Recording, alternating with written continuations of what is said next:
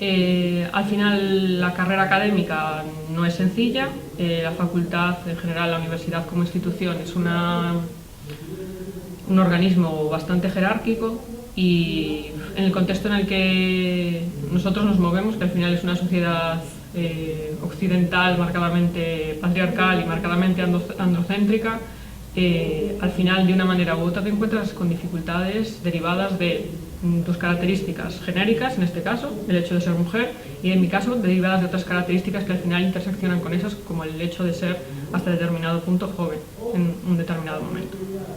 Una parte importante de las alumnas sí que son mujeres. Al final lo que refleja eso es un poco dos rasgos de segregación horizontal. Al final nos sitúan en determinados ámbitos de actividad y no en otros ámbitos de actividad, así que en el ámbito de la comunicación al final hay como un importante número de mujeres a ese respecto.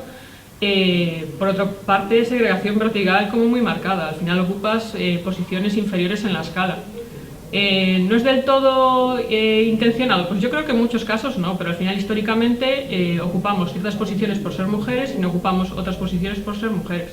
Y eso lleva a que aquí haya muchas alumnas, pero en muchos casos en el sector al final estén vinculadas a ciertos trabajos muy concretos que tradicionalmente se han orientado a la organización, el montaje o actividades de carácter como más artesanal dentro del ámbito audiovisual que se relacionan básicamente con las mujeres y no actividades de carácter quizás más de liderazgo o de mando como la dirección, que en este caso es más o menos minoritaria en el ámbito de audiovisual relacionado con las mujeres. Sí, como comentaba antes, al final es que es inevitable que todos deberíamos ser conscientes de que al final vivimos en una sociedad muy marcadamente patriarcal y muy marcadamente androcéntrica. Así que hay estereotipos de género y sesgos de género de manera muy marcada. Así que en muchas ocasiones, incluso de forma inconsciente, eso se reproduce a la hora de contratar a personas. Y un poco en relación a la segregación en el ámbito horizontal, la segregación en el ámbito vertical, al final lo que se reproducen son como pautas preexistentes. Creo que la clave está más en ser conscientes de que existen esos sesgos e intentar modificarlos en la medida de lo posible, pero hacer como que no existen no funciona mucho. En mi caso, teniendo en cuenta que trabajo en una institución pública, los procesos de acceso son diferentes, entonces no directamente en una entrevista de trabajo, pero sí que es verdad que aunque existen, teniendo en cuenta que es una institución pública, medidas un poco para regular que no se produzcan ese tipo de discriminaciones o privilegios por cuestión de género.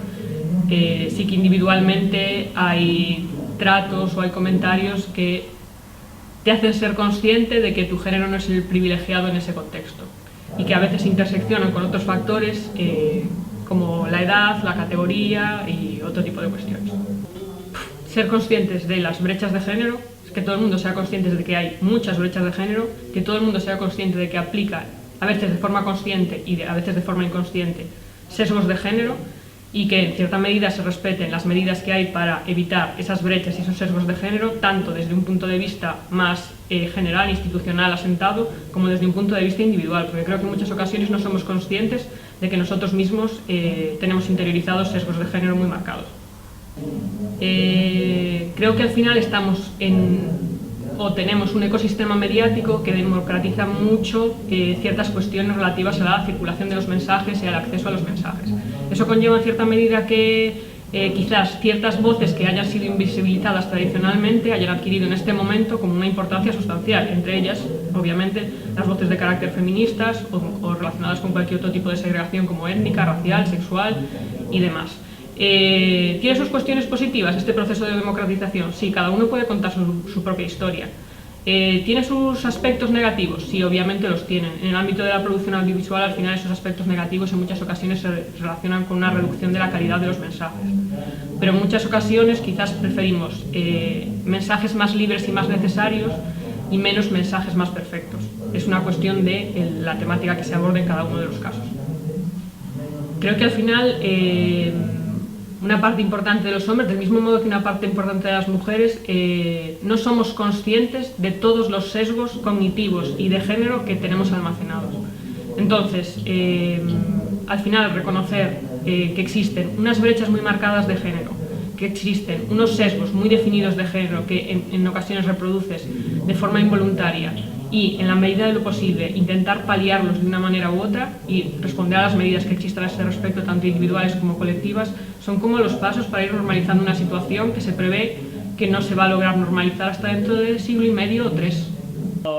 Yo creo que la principal diferencia es que cuando yo estudié aquí, cuando yo hice la licenciatura de aquella, todas las materias tenían un componente teórico.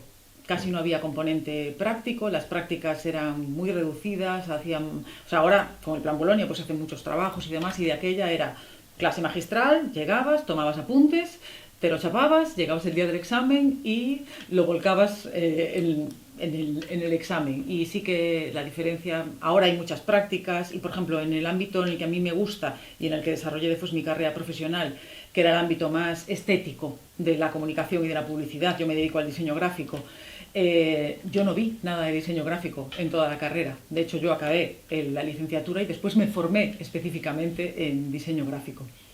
Vale. Vale. Ahora, cuando yo entré en el ámbito laboral, claro, yo salí de aquí y lo primero que hice ya en los últimos años de carrera, yo hice prácticas en la televisión de Galicia y después, justo cuando acabé, empecé a trabajar en una agencia de publicidad. Y es cierto que de aquella sí que había un porcentaje bastante elevado de hombres, pero yo estuve en esa agencia durante 12 años y después otros 12 años casi tuve la mía propia. Y es cierto que de forma natural, claro, porque al final hay más mujeres, se incorporan más mujeres en el ámbito laboral, pero poco a poco sí que se van incorporando. Pero cuando yo llegué era un mundo de hombres. Sí que lo noté, pero bueno, yo para eso soy muy reivindicativa, enseguida lucho y me impongo, y lo hice desde siempre, desde pequeña. Y sí, para mí yo tengo una vertiente en plan, yo he dicho esto y lo he dicho yo, no lo ha dicho esta otra persona. Y sí que es cierto que, por ejemplo, ya te digo, cuando salí de aquí y empecé a trabajar en la agencia de publicidad, teníamos, yo era la adjunta de dirección, era la segunda, yo por encima tenía un jefe que muchas veces se apropiaba de opiniones, como, ese y otros, no solo es exclusividad de esa persona, pero sí que es cierto que sí que se apropiaban de opiniones, diciendo es que esto lo pensamos nosotras, o lo diseñamos nosotras, o lo hicimos nosotras, y creo que se tiene que vender como conjunto, no de forma individual. Pues a ver, yo te digo que soy muy reivindicativa para muchas cosas, pero mi opinión, a lo mejor no todo el mundo está de acuerdo en esto, pero mi opinión es que reivindicar está muy bien, pero realmente lo que está bien es hacer y demostrar. Y es lo que yo llevo haciendo durante muchos años, o por lo menos intentándolo, en mi sector. Es decir, bueno, y cada vez que doy clase y veo, claro, yo doy una materia que, pues eso, si te gusta el diseño gráfico te puede interesar mucho mi materia, y si no, no. Pero cuando veo que de repente veo alumnos o alumnas, que de repente veo esa mirada de interés, digo, ahí hay un hueco. Entonces entro y digo, venga, dedícate a esto que está bien, dedícate a esto que está bien. A esa Juli le diría que lo hizo bien y que lo estamos haciendo bien todavía. Porque esa Juli llegó con muchas dudas a este grado, porque a mí siempre me gustó el ámbito estético de todo lo que está relacionado con la publicidad y la comunicación. Y yo tuve una de las decisiones, yo creo que más importantes en mi vida, la tuve que tomar con 17 años, cuando entré en la facultad, y era, ¿estudio publicidad y relaciones públicas o estudio bellas artes? Porque yo tenía aprobado el examen de ingreso a Bellas Artes, entonces tuve que tomar esa decisión y al final dije, bueno, voy a estudiar publicidad, aunque seguí evidentemente a lo largo de los años trabajando en el ámbito más estético del ámbito publicitario, pero sí, a esa Juli le diría que lo hicimos bien, que lo seguimos haciendo bien y que todavía nos queda mucho por hacer. La verdad es que como obstáculos propiamente dichos, no es que haya sido como algo puntual, sino que es cierto que el poder estar ejerciendo de un cargo académico, en este caso secretaria académica de una facultad, supone un trabajo o supone como un esfuerzo de distintos pasos hasta que finalmente consigue ser pues un determinado tipo de profesor, ¿no? En mi caso un profesor a tiempo completo que forma parte de manera indefinida de una universidad, en este caso en la Universidad de Vigo. Es cierto que para poder ser pues, secretario o secretaria académica no puede ser determinados tipos o perfiles de profesorado como pueda ser un profesor asociado, ¿no? Que al final tiene pues, su otro trabajo fuera en la empresa y al final aquí está a tiempo parcial, ¿no? Entonces necesita ser un profesor a tiempo completo. Para ser un profesor a tiempo completo y de manera indefinida, ahí está ese proceso largo, ¿no? Una carrera académica larga. Entonces yo creo que más que es un obstáculo puntual es el permanecer, ¿no? Una vez me dijeron que esto era una carrera de fondo, no era echar un sprint, sino que era una carrera de fondo, y va asociado un poco a eso, al poder conseguir ser una determinada figura del profesorado y que luego puedas ejercer tengas acceso a ejercer determinados cargos académicos. Lo que te decía, ¿no? A ver, creo que el ámbito académico es un poco diferente en el que a lo mejor te puedas encontrar en otro sector. Quizás para poder ejercer un determinado cargo académico, a lo mejor de primeras puedes ver que da igual que seas hombre o mujer, las exigencias a lo mejor ante uno y el otro van a ser las mismas, porque lo que te van a pedir es que unas determinadas características como profesor, el que tú te puedas implicar más allá de tu labor como profesor o como investigador en este campo, y el que tú quieras eso, estar implicado en la vida, en el día a día de la facultad, ¿no? Del centro en el que trabajas. Es cierto que al final depende mucho de esa implicación personal. Ser hombre o mujer, bueno, supone diferencias en algunos aspectos, ¿vale? En este campo, pero los requisitos al final van a ser los mismos, ¿vale? Es decir, ser un determinado tipo de profesor. Luego ya la selección de esas personas o no muchas veces son como determinados cargos de confianza, ¿vale? Del que una persona que esté en un equipo de canal quiera contar con con unas personas determinadas, ¿no? Entonces a veces son como, podríamos denominar cargos de confianza, ¿vale? En este caso de cargos académicos, insisto, otra cosa ya es pues poder llegar a ser una determinada figura del profesorado, ¿vale?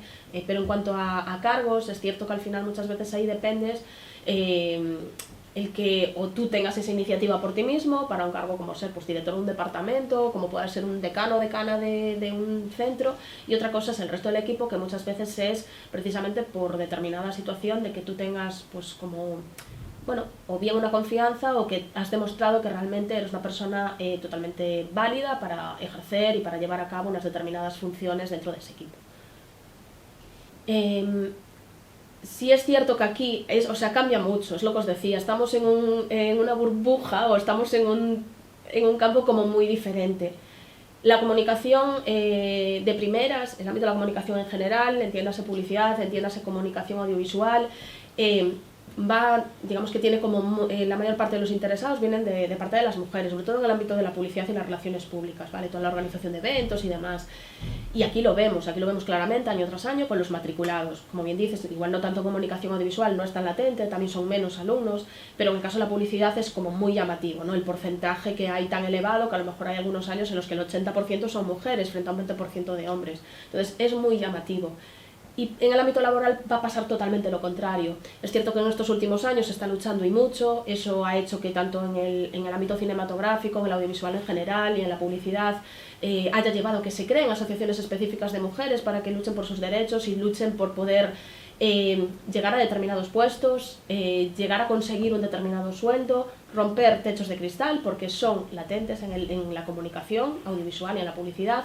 Asociaciones como CIMA, dentro del cine, asociaciones como Mujeres Creativas, dentro del ámbito de la publicidad y de la creatividad en publicidad, y han conseguido mucho, han puesto sobre la mesa una determinada problemática en la que nos encontramos datos como, por ejemplo, en el cine, pues va variando por el año, pero porcentaje de arriba, abajo, aproximadamente el 30% son mujeres frente al 70% hombres.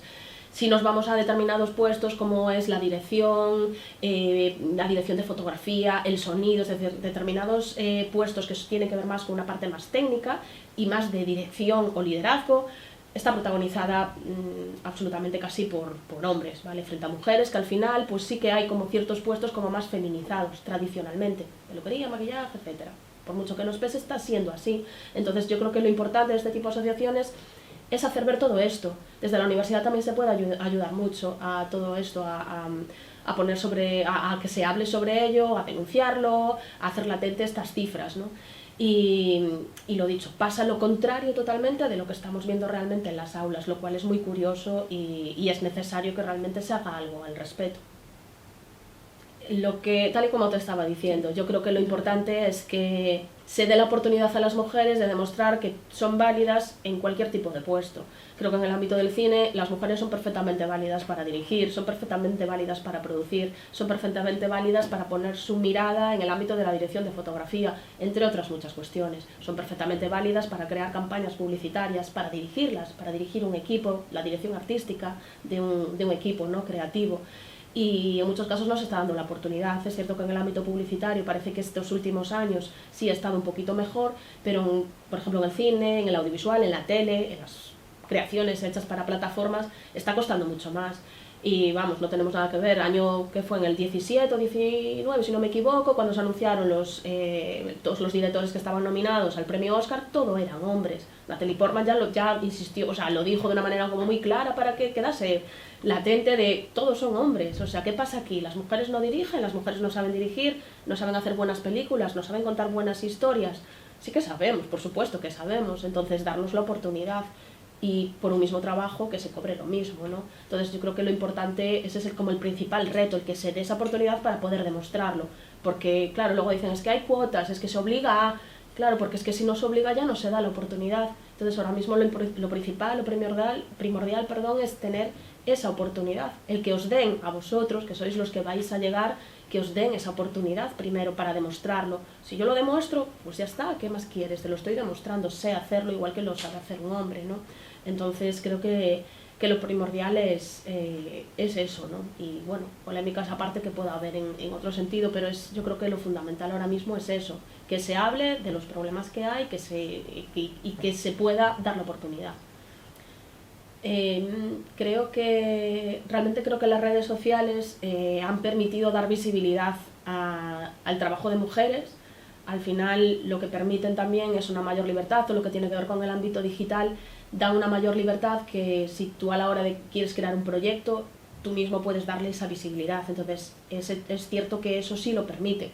Permite también, como te decía antes, en relación con las asociaciones que pueda haber de mujeres, el que tengan una plataforma a través de la que difundir un determinado mensaje, una determinada realidad del sector, a través de la cual demandar, ¿no?, determinadas necesidades que puedan tener. Entonces, desde ese punto de vista, es cierto que son muy necesarias y han permitido el tener ese altavoz, ¿vale?, para poder ofrecer un determinado mensaje de crítica y de denuncia.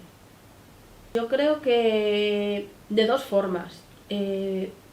Una, dejándonos hacer a vosotros, a las generaciones que venís, y por otra parte también siendo parte de ese movimiento que lo que hace es visibilizar lo que sucede, ¿vale? Aquí al final, yo por ejemplo dentro de la facultad es cierto que a lo mejor no vemos, o yo al menos de cerca mía no he notado a lo mejor, bueno, siempre he tenido muy buena relación, nunca he notado que porque por un hombre o una mujer que tuviese algún tipo de enfrentamiento por ello, porque fuese hombre o porque fuese mujer, ¿vale? Puede haber problemas de otro tipo, como puede haber en cualquier trabajo.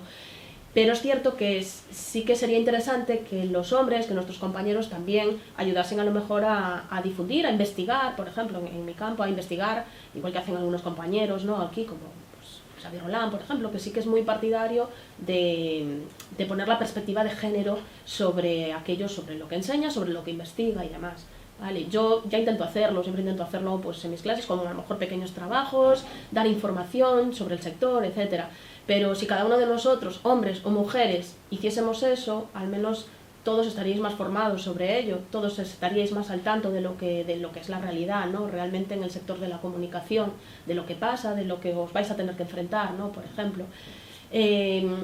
Al final, cuando estamos hablando aquí de obras audiovisuales, son historias, son personajes. No debería importar el que algo esté hecho por un hombre o una mujer, pero es cierto que las historias contadas por mujeres faltan, entonces va a faltar una parte de esas historias, va a faltar una parte de personajes. Entonces, siempre y cuando intentemos incluirlo todo, va a ser mucho más enriquecedor. Entonces creo que es importante que los hombres también nos acompañen en ese momento de contarlo, de enseñarlo y de, pues por qué no también de denunciarlo cuando hay determinados movimientos que es necesario denunciar, ¿vale?, determinadas situaciones. Reflítese en canto a número de persoas. Hai moitísima máis xente traballando no eido da comunicación que son mulleres, unha maioría bastante importante. O que non se reflite tanto, e penso que é a parte máis curiosa, é nos postos de dirección, nos que normalmente a inmensa maioría, ainda que haya mulleres, ainda que exista. O caso de mulleres, obviamente, moi importantes e moi relevantes. Si falamos de números, hai moitísimos máis homes, e me parece moi significativo. Sí que se nota, e sobre todo cando por unha banda, cando falamos de exixencia, moitas veces se moito máis laxo cos homes, cando é unha muller hai moito máis a sensación de tens que gañalo día a día. Todos os días tens que demostrar que estás aí por algún motivo. No caso dos homes non é sempre así, pode haber casos, non quero xeralizar, obviamente. Tamén hai homes que non o tuveron dosados por outros motivos en outros eidos. Pero moitas veces o nivel de exixencia de ter que darte a valer é continuo, todo o tempo. Sí, moitas. No eido laboral pasa moito a cuestión do mansplaining, moitísimo. Explícanse as cousas que ti lles acabas de explicar a eles como si eles o souberan maior que ti. Moitas veces podes saber dar unha idea ou explicar algo e que un home automáticamente afaga a súa, por exemplo, e que nin sequera despois se lembre que a idea foi túa, ou simplemente que te acaben explicando algo que acabas de explicar ti como se fora unha novidade para ti, notase moito. Sí. E, ademais, varias veces. A mí me alucinou sempre porque non coñezo a ningún home, o de sempre existirá, pero non coñezo a ningún home que lles fixeran esas preguntas. A mí me falaron me preguntaron se tiña parella, que non tiñan dereito a preguntarme. Me preguntaron se me iba a casar, se era parella estable, se vivíamos xuntos, se tiña fillos, se tiña intención de telos, cando. Non coñezo a ningún home que lles fixeran esas preguntas, non ten sentido. Un dos maiores retos é a conciliación e que a conciliación sexa exactamente igual para homes e para mulleres. O que quero decir é unha frase que a min se me quedou moi grabada e que me estaba lembrando agora cando me preguntabas que unha vez tes fillos, como é o meu caso, dentro do mundo laboral se agarda que sigas traballando como se non tiveras fillos, como se os nenos non existiran. E dentro do entorno personal se agarda que sigas sendo nai como se o mundo laboral non existise.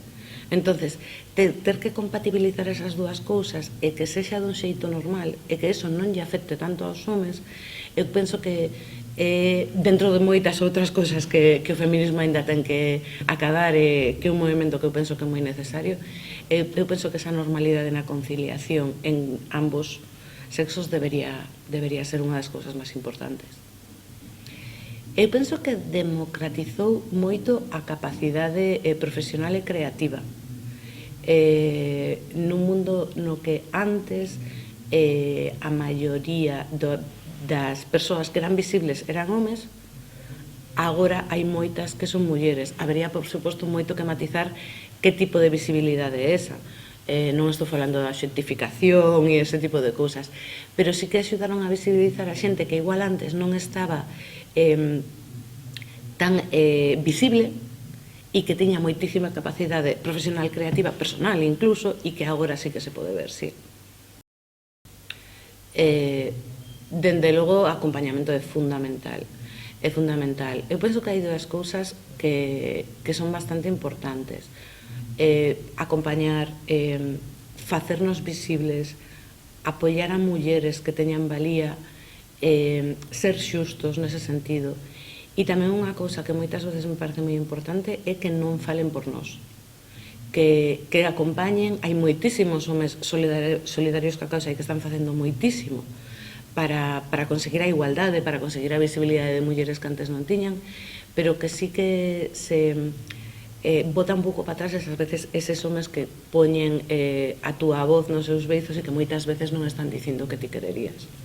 Bueno, eu realmente teño que decir que na experiencia personal na universidade os obstáculos son bastante poucos, non polo feito de ser muller, porque por sorte é unha universidade pública onde a igualdade é unha bandeira e unha loita e hai realmente medidas de conciliación e de igualdade efectivas, ademais de que as persoas que estamos na universidade estamos todas moi concienciadas con o tema de igualdade e non vas a encontrar problemas cos compañeiros ou as compañeiras a este respecto.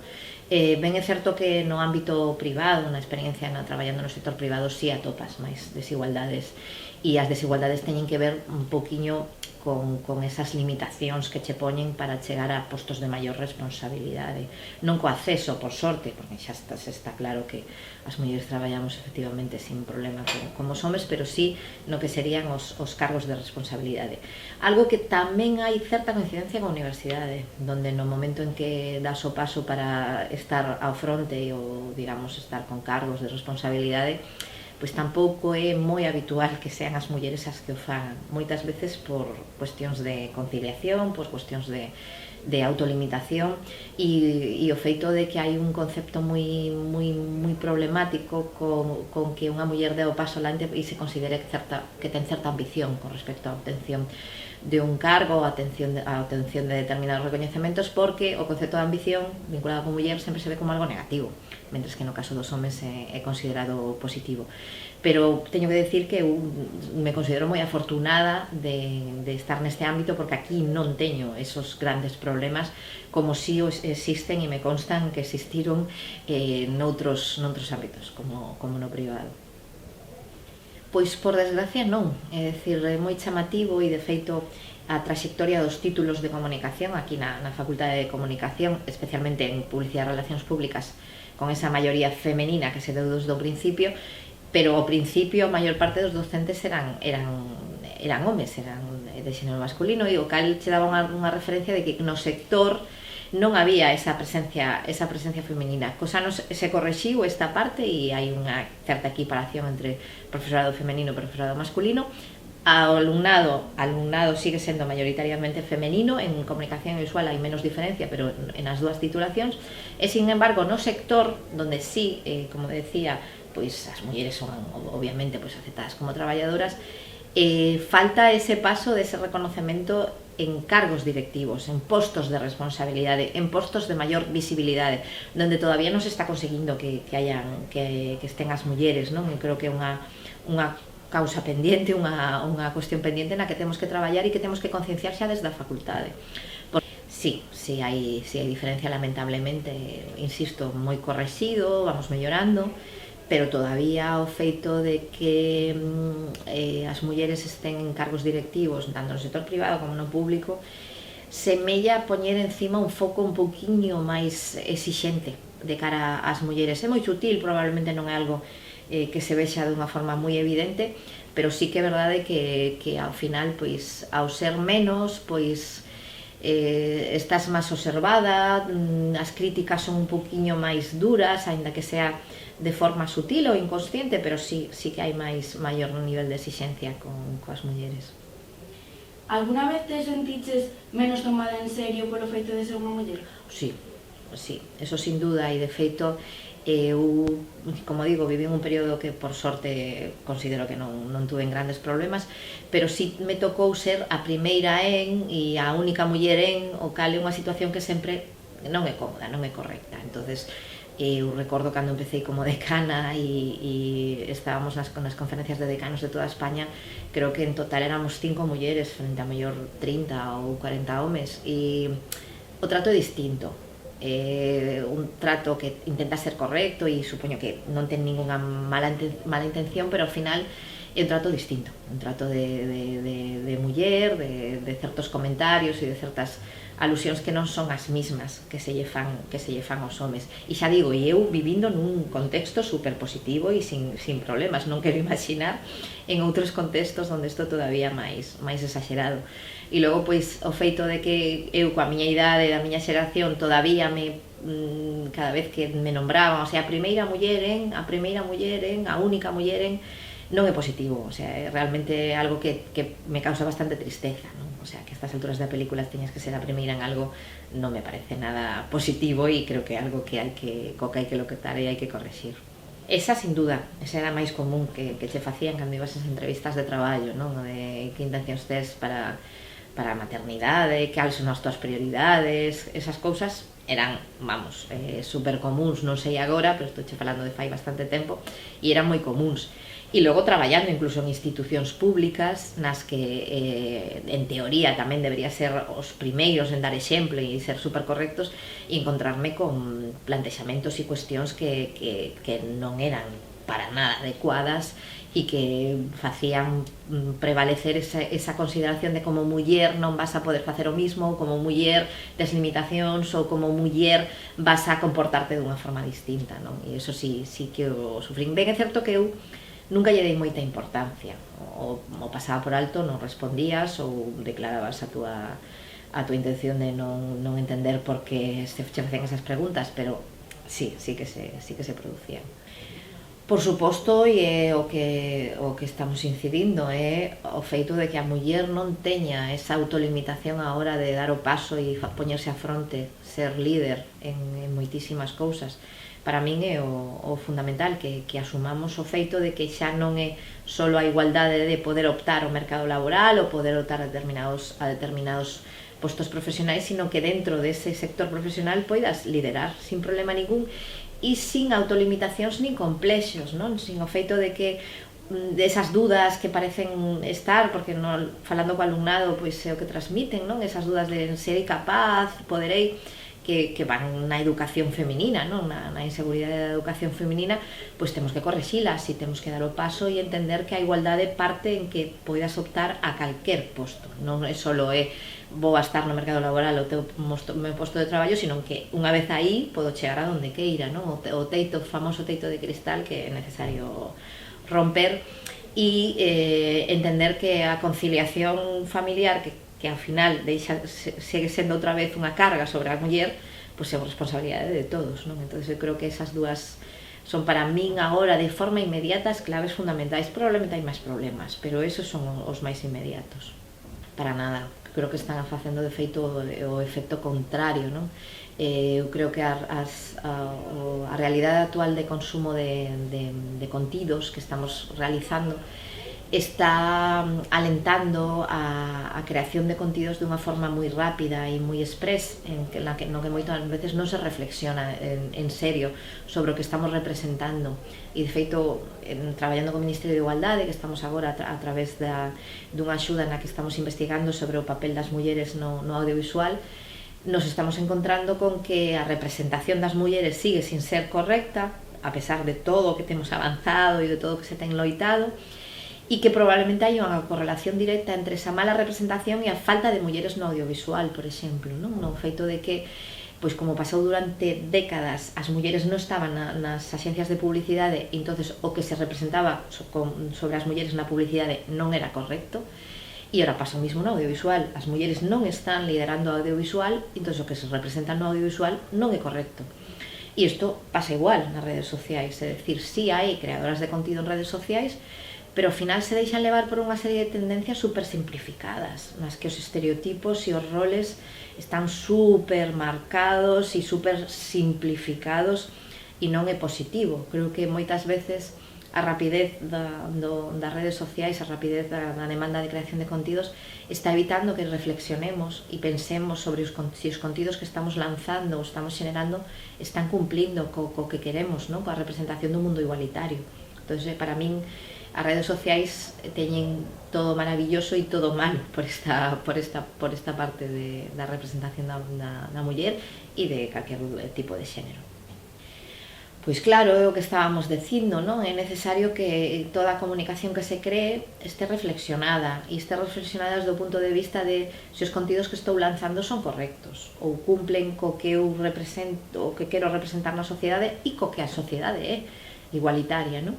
E creo que ser home ou muller non debería ser diferencia para que reflexionáramos e pensáramos sobre se o que estamos dicindo reflicte ese mundo igualitario que estamos buscando, non? E facemos especial fincapé porque eu creo que ao final, cando conseguimos avances, é cando estamos de acordos, e non só son mulleres traballando no feminismo, sino que son homes e mulleres traballando na igualdade. Eu creo que non vamos a poder avanzar se non é así.